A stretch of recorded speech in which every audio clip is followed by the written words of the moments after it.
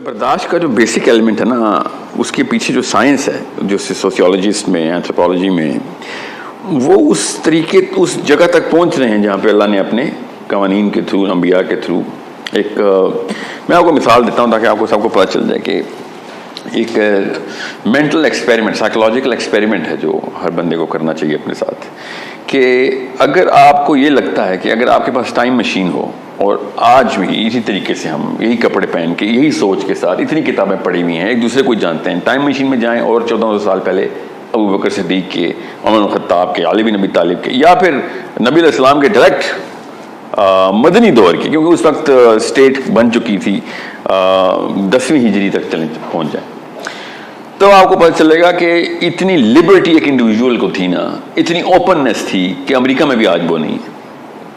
آپ کو کبھی بھی کوئی نہیں پوچھتا تھا کہ یہ کیوں کر رہے ہو، وہ کیوں کر رہے ہو، ٹوک لگاتا ہی نہیں تھا کوئی، کیونکہ سورہ حجرات سب کو ازبر تھی، خون میں سرائیت تھی سورہ حجرات کی۔ کوئی کسی کے بارے میں جاسوسیاں نہیں کرتا تھا، کوئی کسی کے بارے میں یہ نہیں پوچھتا تھا کہ وہ فلاں نے کیا لے لیا، فلاں نے کیا خرید لیا، فلاں کے پاس کیا ہے، کوئی کسی کو یہ کرتے نہیں دیکھتا تھا کہ گناہ کر رہا ہے، سب ایک دوسرے کا گناہ چھپاتے ہوتے تھے، سمجھ رہے؟ یہ وہ معاشرہ چل رہا تھا، اتنی اوپننس تھی، اسی لیے پھر ایسا کوئی علم کا سیلاب آیا ان کی طرف سے کہ ہر بندے سے سیکھتا تھا۔ اس کو امامیہ دور کہتے ہیں۔ علماء کرام پہلے 300 سال تک فتویٰ کیسے لیا جاتا تھا مسلمانوں میں کہ کسی بھی چلتے پھرتے بندے کو، جس کو آپ دکاندار ہے، جاننے والا ہے، وہاں پہ اس بندے کا کاروبار ہے، اور دیکھتے تھے یہاں بندہ صادق ہے، ٹھیک ہے، سچی بات کرتا ہے، سیدھی کھری بات کرتا ہے، تو اسے اپنا مسئلہ بیان کر کے جو جواب لیتے تھے اس کو فتویٰ سمجھتے تھے۔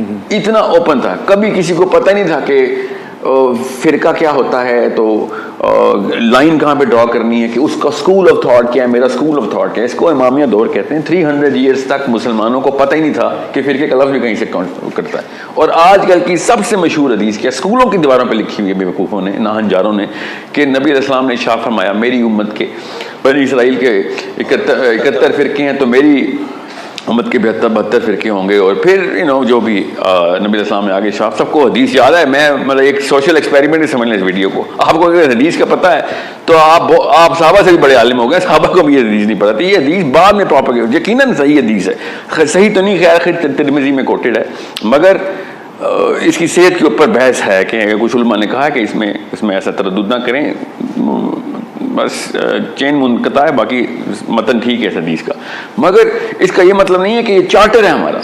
ہم نے اس کو چارٹر بنایا ہوا ہے، اپنے آپ کو جنتی اور دوسرے بندے کو دوسری کہنے کے لیے اس حدیث کا سرٹیفکیٹ لے لیا ہم نے۔ حالانکہ نبی علیہ السلام نے کبھی نہیں کہا کہ میری امت میں 72 فرقے ہوں گے اور صرف بریلوی جنت میں، یا پھر دیوبندی جنت میں، یا سنی جنت میں، یا شیعہ جنت میں، یا اہل حدیث جنت میں، یا سلف صالحین جنت میں۔ ایسا کچھ بھی نہیں، نبی علیہ السلام نے کہا جو میرے اور تمہارے نہج کے اوپر ہوں گے۔ اتنی سی بات تھی۔ اب وہ کیا تھی؟ وہ اوپننس تھی، وہ لیک آف ججمنٹ تھی۔ میں آپ کو اتنی سی بات بتاؤں کہ آپ جب کوئی غلطی ہو جاتی ہے آپ سے، اسلام کا ایسنس کیا ہے؟ میرے سے کوئی گناہ ہو گیا، اسلام کا ایسنس یہ ہے کہ سب سے پہلے ہم یہ سوچتے ہیں کہ اللہ تعالیٰ میری توبہ قبول کریں گے۔ سب سے پہلی یہ سوچ آتی ہے کہ انسان ہوں، بشر ہوں، اللہ تعالیٰ نے خود کہا ہے توبہ کرو، اس کا مطلب یہ تھا کہ گناہ تیرے سے ہوگا ہی ہوگا، ورنہ توبہ کا کانسیپٹ ہی نہ ہوتا۔ ہمارے ہاں یہ کانسیپٹ بالکل الٹا ہے اس کا۔ اس کا مطلب کیا تھا کہ صحابہ کرام بھی جب نبی علیہ السلام کے اپنے دور کے اندر، یا خلفائے راشدین کے دور کے اندر، جب کسی بندے کو ایسا کام کرتے ہوئے دیکھتے تھے تو اس کو ٹیگ نہیں کرتے تھے۔ He will never be known as someone جس نے گناہ کیا۔ ہم لوگ، ہماری نیچرل سائیکالوجی، اب تو سائنس بھی اس جگہ پہ پہنچ چکی ہے کہ میں کبھی بھی اس بندے کے ساتھ نہیں اٹھوں بیٹھوں گا کہ جو مجھے ٹیگ کرتا ہے، اس کو ہم ججمنٹ کہتے ہیں۔ اللہ نبی علیہ السلام نے شاف فرمایا، حدیث قدسی ہے کہ اللہ تعالیٰ کہتے ہیں کہ لعنت برساؤ اس بندے پہ کہ جو دنیا میں یہ بتا دے کسی کو کہ کون جنتی ہے اور کون دوست کی ہے۔ اور ہم نے پوری کی پوری چارٹر بنایا ہوا ہے کہ یہ باقی ہم جنتی ہیں اور وہ دوست کی ہیں۔ نبی علیہ السلام لعنت برسا رہے ہیں، یہ والی حدیث نہیں کوئی بتا رہا جو کہ حدیث قدسی ہے، اور وہ والی حدیث جو کہ ویک ہے، ٹھیک ہے، وہ حدیث میں بھی مانتا ہوں بائی دا وے، مگر اس کی خوبصورتی الگ ہے، وہ کسی اور لیکچر میں بتائیں گے کہ اس کے فائدے کیا ہیں اس حدیث کے۔ مگر خود سوچیں، جب نبی علیہ السلام نے ارشاد فرمایا کہ یہ اللہ کی لعنت کی اگر گارنٹی چاہتے ہو تو دنیا میں لوگوں کو فیصلہ کر دو کہ یہ جنت میں جائے گا یا دوزخ میں جائے گا۔ پروفیٹ صلی اللہ علیہ وسلم کو بھی کچھ نام اللہ نے بتائے تھے جن کو مشرہ مبشرہ کہتے ہیں، اور ان کے علاوہ بھی ہیں 5-7 نام کہ جن کو نبی علیہ السلام نے دنیا میں اللہ تعالیٰ کے اذن سے بتا دیا کہ تجھے اللہ تعالیٰ نے بشارت دے دی ہے، ٹھیک ہے۔ عثمان غنی ہیں، علی بن ابی طالب ہیں، سعید بن زید ہیں، ابھی دیر سو مینی جو کہ ایکسیپشنل کیسز ہیں، ایکسیپشنل کیسز۔ جو کہ نبی اسلام نے بھی بتایا. ورنہ تو میں آپ کو اتنی سی بات بتاؤں کہ عمر بن خطاب جن کو پے در پے نبی اسلام بتا رہے ہیں تیرا محل دیکھ کے آیا ہوں جنت میں, تیری حوروں سے پردہ کیا ہوا ہے. I mean this man is the peak of the peak, right? اور وہ حضرت حذیفہ بن یمان کے گھر پہ جا کے مطلب سیکریسی میں جاتے تھے کہ بتا دے, کیونکہ حذیفہ کو نبی اسلام نے منافقین کے نام بتائے ہوئے تھے. میرا نام تو نہیں ہے, کوئی میں تو نہیں ہوں, مجھے بتا دے. روتے تھے کہ مجھے بتا دے نبی. اور آگے سے حذیفہ بھی دیکھیں کیا اسٹینڈرڈ تھا. اور ان کو پتا تھا کہ نہیں ہمیں پتا ہے, وہ ہمیں بعد میں پتا کیا ان کو کیسے پتا تھا, بہرحال وہ میں کسی اور لیکچر میں کور کروں گا. مگر امانت داری تھی, کیسے میں نبی اسلام کی امانت نہیں. مطلب سوچیں کہ کیا کیا اسٹینڈرڈ آپس میں ٹکرا رہے ہیں کہ عمر بن خطاب سوال کر رہے ہیں اور آگے سے حذیفہ کہہ رہے ہیں نہیں بتا سکتا. ٹھیک ہے, صحابہ نے پھر حذیفہ سے کہا کہ یہ آپ کیا چل رہا. بہرحال لمبی کہانی ہے, ہم شور سب کو پتا ہے, مشہور واقعہ ہے. مگر حضرت عمر بن خطاب کو شک ہے, ٹھیک ہے, کہ کہیں بعد میں اس بشارت کے بعد نہ مجھ سے غلطی ہو گئی ہو. اور ہمیں یقین ہے ہم جنتی ہیں, میرا مولوی جنتی ہے, میری پگڑی والا کلر جنتی ہے, باقی سب دوست کی ہیں. مطلب یہ حضرت عمر کو یقین نہیں آیا, مگر مسجد بلال کے مولوی صاحب کو یقین آ گیا ہے. تو پھر کوئی مسئلہ ہے نا, پھر عدم برداشت ایسے ہی آتے ہیں نا. جب آپ کسی کی باؤنڈری کو اتنا اسٹرانگ پتھر کی دیواریں بنائیں گے تو ایک کامن سینس کی بات ہے سروائیول کے لیے. پھر آپ اس کو گروپ باعث کہتے ہیں کہ آپ اپنے گروپ کے لیے باعث ہوں گے ہی ہوں گے. تو فطری تقاضا ہے. پاکستان کے جھنڈے کو کیوں آپ انڈیا کا جھنڈا چھت پہ لگائیں محلے میں, کیا ہوگا آپ کے ساتھ؟ یا ایران کا لگا دیں, تاجکستان کا لگا دیں. چلے انڈیا پہ تو ہمیں پرائم کیا گیا نا اس کے خلاف, ٹھیک ہے. آپ سری لنکا کا جھنڈا لگا دیں, امریکہ کا لگا دیں. آپ کے اندر سے کیوں ایک ریپلشن آئے گی کہ نہیں یہ کام نہیں کرنا. Because you are identified as a group, اور گروپ کے لیے آپ پھر اپنی باؤنڈری خود بناتے ہیں کہ گروپ کے باؤنڈری بناؤ اور میں ویسا ہی ہو جاؤں جیسا میرا گروپ ہے, میرا گروپ ویسا ہی ہو جائے جیسا میں ہوں. اس کو گروپ باعث کہتے ہیں. اور اس کے خلاف کوئی صحیح بات بھی کر رہا ہو تو آپ کو غلط لگتی ہے, اس کو باعثنس کہتے ہیں. ہاں, اس نہیں آپ کو صحیح لگتی ہے. پھر مطلب آپ کی تعریف غلط کی جائے, گروپ کی غلط تعریف کی جائے تو آپ کہتے ہیں بالکل لاجیکل آدمی ہے, بہت لاجیکل بات کی آپ نے. ٹھیک ہے, پاکستانی دنیا میں سب سے زیادہ چیریٹی کرتے ہیں. اصل میں نہیں کرتے, 73rd نمبر ہے ہمارا دنیا میں. ٹھیک ہے, سب سے زیادہ امریکہ کرتا ہے, نمبر 2 پہ سعودی عرب ہے. اسٹیٹ چیک کریں نا. مگر میں کہوں نا پاکستانی دنیا میں سب سے زیادہ زکوٰۃ دیتے ہیں. ہاں بالکل صحیح دیتے ہیں, کیونکہ باعثنس سے ہم اس کی غلط ڈیٹا کو بھی صحیح مان لیتے ہیں. اور جو چیز صحیح کوئی بندہ کہے کہ سر لیاقت علی خان صاحب کو جناح صاحب نے کہا تھا دوبارہ چوری نہ کریں. کیا چوری کی تھی انہوں نے؟ کہ انہوں نے ایک دفعہ محمد علی جناح صاحب سے کہا کہ میرے پاس نہرو کے کچھ خط ہیں, میں پبلش کروں گا تو یہ سڑک کراس نہیں کر سکے گا. ایسی چھچوئی ایک دن کرتا ہے نہرو, جو کہ کرتا بھی تھا. تو جناح صاحب نے کہا دوبارہ تو نے یہ بات مجھے کی نا کہ تو نے کسی کی پرائیویسی انویڈ کی ہے تو میرے 20 کلومیٹر ریڈیس میں نہ آئی, میں تجھے سب سے پہلے میں تجھے ماروں کہ تجھے یہ کریکٹر ہے تیرا.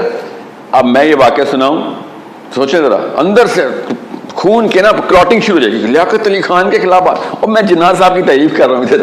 لیاقت علی خان صاحب کی برائی نہیں کر رہا, انسان ہے, کوئی نبی تھوڑی ہے, بندہ بشر ہے, غلطی ہوگی. مگر اندر سے کیسے ایک ہوتا ہے, یہ تو کوئی انڈین ٹائپ بندہ لگتا ہے. ٹھیک ہے, یہ سے گروپ باعث کہتے ہیں. میں نے آپ کو ایک ایکسپیریمنٹ کر کے بھی بتایا تاکہ آپ کو پتہ چلے اندر سے جو ایک شورش ہوتی ہے نا وہ باعثنس کہلاتی ہے. آپ بالکل اس طریقے سے, میں نے جس دن اعلیٰ حضرت بولا احمد رضا بریلوی صاحب کو, دیوبندیوں نے فون کرنا شروع کر دیے کہ اچھا آپ پتہ چلا تمہارا اصلی رنگ باہر آیا. کہ وہ کیا؟ سبز. پھر جس دن امام جعفر صادق کو امام جعفر صادق بول دیا, نبی علیہ السلام کا بچہ ان کو امام جعفر صادق بول دیا, جس کو ابو حنیفہ رضی اللہ رحمۃ اللہ نے کہا کہ میرے وہ 3 سال جو جعفر صادق کے اندر گزرے وہ میری پوری کی پوری زندگی کا علم ایک طرف اور جعفر صادق سے 3 سال سیکھے ایک طرف. ٹھیک ہے, حنفی ہونے کے باوجود کسی بھی حنفی کے گھر میں امام جعفر صادق کی کتاب نہیں پڑھی ہوئی. کیوں نہیں پڑھی ہوئی؟ ہمارے گھروں میں کیوں نہیں پڑھی؟ حنفی ہیں آپ لوگ, اور ان کے استاد کو جن کو انہوں نے کہا کہ میری ساری کی ساری جو ہے نا عمر جو علم میں گزری وہ اس کی مرہون منت ہے, اس کی کتاب ہم نہیں پڑھیں گے بیکاز لوکل مولوی نے کہا تھا نہیں وہ شیعہ ہے.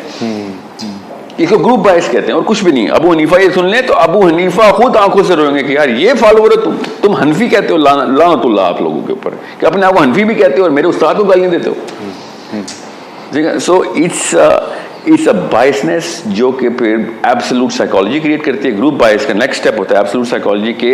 ایبسولوٹ سائیکالوجی کا مطلب ہوتا ہے 100 سے ملٹیپلائی کریں یا 0 سے ملٹیپلائی کریں کسی بھی چیز کو. آپ مجھے پسند ہیں یا میرے گروپ کے ہیں تو اس کو میں 100 سے ملٹیپلائی کر دوں گا, آپ 100% क्लियर हैं, आप मोमिन हैं, और अगर आप मेरे ग्रुप के नहीं हैं तो आपके अंदर जो कुछ भी उसको 0 से मल्टीप्लाई कर दूंगा कि आप 100% जन्मी हैं सर। अबू लहब और उसके आसपास आपका नाम और उसके ऊपर या नीचे आपके अब्बा जी का नाम, दैट्स अबू लहब अबू जहल, आप कहीं पे मिक्स हो रहे हैं कोई एक जैसी party. This is what the absolute psychology does. और एब्सोल्यूट साइकोलॉजी तभी होती है जब आप ग्रुप्स विद इन ग्रुप्स बना लेते हैं। तो फिर वही फिर पाकिस्तान कैसे टूटा था, एब्सोल्यूट साइकोलॉजी थी, Bengali versus east versus West हो गया था। आप जान की बाजियां लगाई हैं बंगालियों ने मुस्लिम पाकिस्तानियों को मारने के लिए। पढ़ें तो सही ना हिस्ट्री, क्यों ग्रुप साइकोलॉजी, आप ग्रुप्स बन गए थे आपस में, और ग्रुप किसी भी आइडेंटिटी को ट्रिगर करके निकाल लेते होते हैं। कैसे अभी देखना, अभी तालिबान की हुकूमत आई, बीच में से एक फैक्शन का ग्रुप साइकोलॉजी के थ्रू टीका लगा के ट्रिगर किया जाएगा। और वो आपके समझ अवाम बेवकूफ़ होती है? नहीं, अवाम बेवकूफ़ नहीं होती, उनको पता होता क्या करें, मगर उनकी बायसेस को ट्रिगर करके उनको रैशनलाइज कर दिया जाता है। बिल्कुल इसी तरीके से वो महाजर कौमी मूवमेंट बनी थी, फिर वो पश्तून मूवमेंट चल रही है, क्या नाम है उसका, मुझे तो नाम भूल जाता है, उस फरहान के फकान जो भी इनका पश्तून लीडर है इस वक्त, वो ग्रुप साइकोलॉजी ट्रिगर कर दी, वो आपस में फैक्शन क्रिएट हो गई। ठीक है, तो ये तो करें पॉलिटिकल लेवल के ऊपर कर रहे हैं या सोशियोलॉजी के अंदर ट्रिगर होती है, एक प्योर बायोलॉजी के अंदर भी बायस ट्रिगर करते हैं। वो इतनी सलाहियत करती है कि जैसे फिर रिलीजन या ऐसे सेंटिमेंट्स जो कि डीपर हों, वे डीपर, वो फिर आपका सेरोटोनिन ट्रिगर कर देते हैं।